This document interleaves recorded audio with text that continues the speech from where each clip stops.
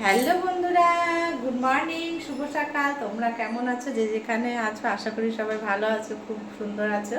তো আজকে আমি রান্না করব চিকেন। এই দেখো তোমাদের দাদাভাই আজকেও চিকেন এনেছে। এই দেখো একটু চিকেনগুলো বড় বড় করে কেটে এনেছে। তো আজকে রান্না করব অন্য স্টাইলে। তো আজকে বুধবার, আজকে তারিখটা হলো 13।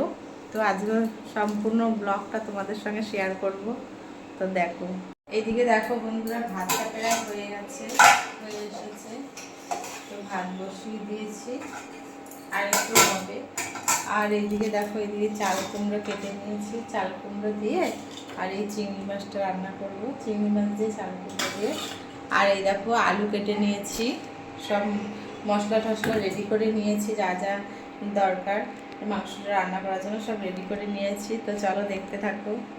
দেখো বন্ধুরা, তেলটা দিয়ে দিয়েছি কড়াইতে। এই দেখো, এখন আমি এই পেঁয়াজগুলো দিয়ে দেবো।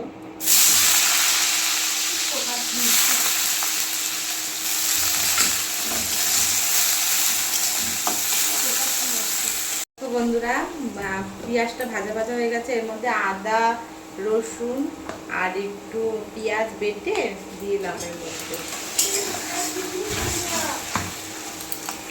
মশলার মধ্যে আমি একটু হালকা জল অ্যাড করেছি। এবার এর মধ্যে দিয়ে দেবো হলুদ গুঁড়ো কিছুটা, আর দিয়ে দেবো হচ্ছে লঙ্কা গুঁড়ো, আর দিয়ে দেবো হচ্ছে একটু জিরের গুঁড়ো দিয়ে এবার এটাকে ভালো করে মিক্সড করে নেব।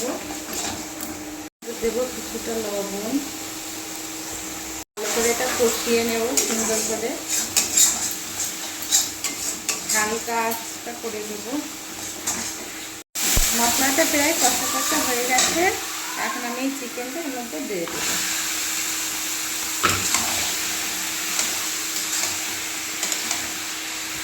এইদিকে চিকেনটা কষা কষা হচ্ছে, দেখো কষানো প্রায় হয়ে গেছে। এখন একটু হালকা জল দেবো।